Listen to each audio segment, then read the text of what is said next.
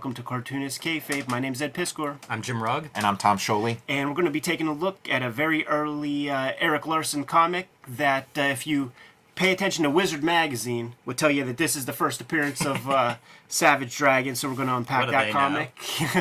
But first, Jimmy, what do you have? Join me on patreon.com/Jim Rugg, where I post original art, comics in progress, scripts, process, all that good stuff.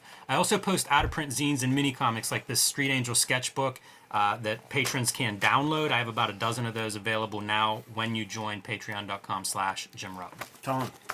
Here's Jack Kirby, The Epic Life of the King of Comics. It's the life story of Jack Kirby told in the comic book form, the same art form that he himself worked in, using the same medium, drawing with a pencil, just like Kirby did, so many of his classic works including Fantastic Four. And I did Fantastic Four Grand Design. It's sort of a companion piece to Jack Kirby, The Epic Life of the King of Comics.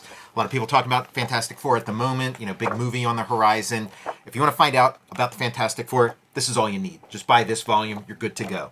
And I also have a YouTube channel called Total Recall Show, and check out my Patreon. Go to patreon.com, search Tom Scholey, and you'll see the comics I'm currently working on.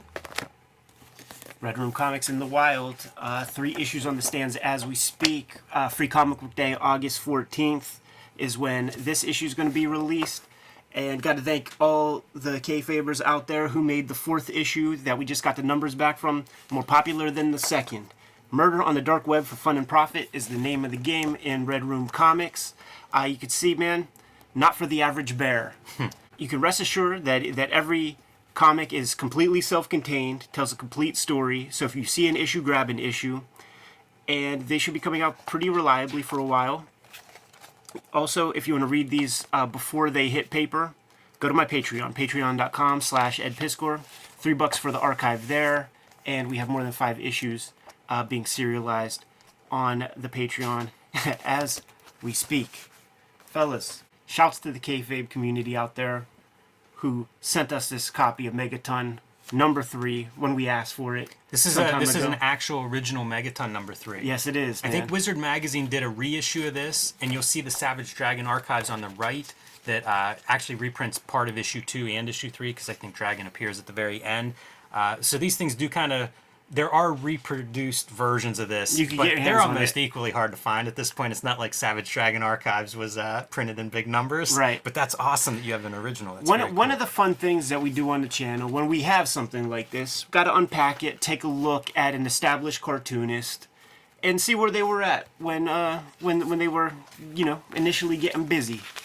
Now, is there a prior appearance of the dragon before the... Okay, because I feel like I saw something else. Yeah, graphic fantasy. I think there were two issues. Okay, because it was like a cover where it's like a couple different characters against a white background, and Dragon was one of them. Okay. Yeah, and Larsen has re-released that within the last year or so, like facsimile editions of those early appearances, which I guess were self-published. So this is like Larsen being published. This is I don't know, 2nd or 3rd issue that he's been published. Shouts to Gary Carlson, man. Like he somehow had an eye for talent. Like there's going to be a Megaton portfolio later here. Mike Gustovich, S. Clark Hawbaker, Angel Medina. Like these are established cartoonists who have done big. Like Angel Medina drew Spawn for years. Did Hulk for a little bit. S. Clark Hawbaker, man, drew like an issue and a half of Nomad. That's got that right. He did, man. I love that art too. I was talking to Gary Carlson in my early days. I was like 19 or so, talking about collaborating on something. Not the first issue of Megaton that we looked at, because there was some early Rob Liefeld stuff that we looked at not too long ago that I got directly from Carlson himself through his website for cover price. The guy is sitting on stacks of them, but you go to mycomicshop.com, they want a premium $20 for this thing. He's like, man, I got boxes of these, trying to get them out of my house. It's so weird how that part works. Yeah. Before we dive into this, this is your last page from issue 2 to give, I don't know, a little bit more context of, say, Savage Dragon's first appearance. Even in this continuity. Let's look at our issue number 2 and take a look, man, because we don't fake the funk. Boom. Oh yeah, there's that S. Clark Hawbaker joint right there, man. Nice. Dude was dope I liked his art jump, in Nomad. But you know how we do. Completist. Vanguard has a wifey for lifey, man. on his little spaceship. All these characters that we know from Image Comics. And I mean, this, I think even to this day, this is still like running as like a backup in like a new issue of Savage Dragon. It's one of those things, paying it forward, man. Gary Carlson hooked up Erik Larsen at the early part of Larsen's career. Larsen hits some critical mass and, pays it forward, pays it back. Dragon, almost in his Chicago PD Yes. style, not quite. I mean, at this point, he's working for the government, for the Society of Superheroes, but this is a pretty close to the Savage Dragon Image Comics version of Dragon, and that's what I would see listed when Larsen would talk about it. This is the first, like, modern appearance of Dragon. Yeah. I often think of Kirby when I think of Larsen, right? But looking at these pieces, man, I'm thinking of George Perez. Yeah, George Perez, John Byrne, and then Kirby. But I think that George Perez and John Byrne was like way more at the forefront. It makes total sense, because if you think of this as like 86 maybe, if you're Erik Larsen, if you're a young cartoonist trying to break in 86, who's the more commercial style? Yeah. Perez, Byrne, you want to have some of that apparent in your pages. Mighty Man can't get a break, dude. In Savage Dragon #1, he's already dead. And in Megaton 3, toast. Just beaten to death every time All he the shows time. up. Well, I mean, Larsen's such a Captain Marvel fan, and it's like, kill your darlings or whatever. Vanguard's trying to make some dinner for his old lady, man, and ran out of oregano because he put it in the wrong dish. What an idiot. So he has to, That's very 80s, by the way. project back down to Earth on the search for oregano, and gets outed as being the alien that fucked up Mighty Man earlier. So the big breakthrough going from this to like the Image Savage Dragon is like just like beefing up that fin. It's like he beefs up the fin. Other than that, I feel like Larsen's been making this same comic like ever since. I swear, there are drawings in those early Savage Dragons that it's like he traced this image and just put the fin bigger. There are some facial characteristics that are consistent, for sure. And like we talked about this with like the top 100 list of like in comics, it's a lot of repetition. Some people are really like built for that, really geared for that. So it like if you're telling essentially the same story from like the time you're like in your 20s to like decades later, you're gonna get better and better at it. In fine arts, they teach you to figure out your shtick. He's good from the get-go. Yes. Like, these are really strong pages. Like, reading this week, sometimes we read this stuff and it's somebody's Pretty first rough, work or yeah. whatever, and it's no fun at all. This is pretty good. Yeah. You know what else? Another influence I'm seeing in here is a little bit of Jansen and a little bit of Vince Colletta. How would you point out the Coletta stuff? The I'm kind of looking wobbliness of around the lines? just like some of the thick and thin and the wobbliness, the not quite figuring it out. And he brings that to his later work too, right? That kind of like he's not fussing too much with the debris. It's kind of always in a soft focus. I think his first Marvel work was inked by Vince Colletta. It was a Thor versus Hulk, written script by Stan Lee, inks by Colletta. So he always talks about how he was in the Kirby seat when he did that. And there's a wonky one. Yeah, that this feels is like Colletta figure. How do you make that fit into the panel or into the page? It reminds me a little bit of McCloud's Destroy. A little bit, yeah. Like it's a big fight scene in a city. Yeah. Nice 2-page Yeah, spread. that's pretty cool. And he pushes this kind of foreshortening further and further as he continues to move on in his career. Very Kirby-esque. Fun fight scene, too. Like, they were throwing trucks at each other the page before. There was a double axe handle Dragon was throwing out there. So, Test of strength. flying up into space for Vanguard to cut this fight short, like take him to outer space where he can't breathe. Like, that's pretty inventive. For being a fight scene, there's a narrative unfolding here. Absolutely, man. It's a real good tongue-in-cheek superhero fight scene. This might be my favorite panel because It's really that strong. is hard to conceptualize in your Yes. mind. Having the two characters where you can really see clearly the second, like they've hit water, but you can really see it from that long distance shot. And it's cool to have both of those. You're essentially getting the close up and the long shot in one panel. Yeah. Amazing. Yeah. For clarity, amazing. Good luck inventing that yourself. It reminds me of like the How to Draw Comics the Marvel way. Like many of these poses, Larson certainly has ingested all those lessons. Absolutely, man. And I mean, this ain't far from like Dawn Simpson. Like, I see this image, and it feels logical that this character would connect with Megaton Man at one point.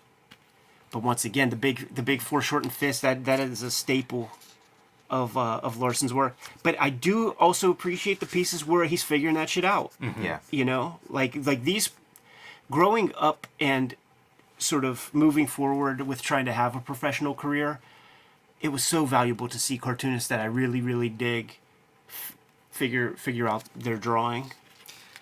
It drives home how much of a superhero artist Larson is. Yes. This issue.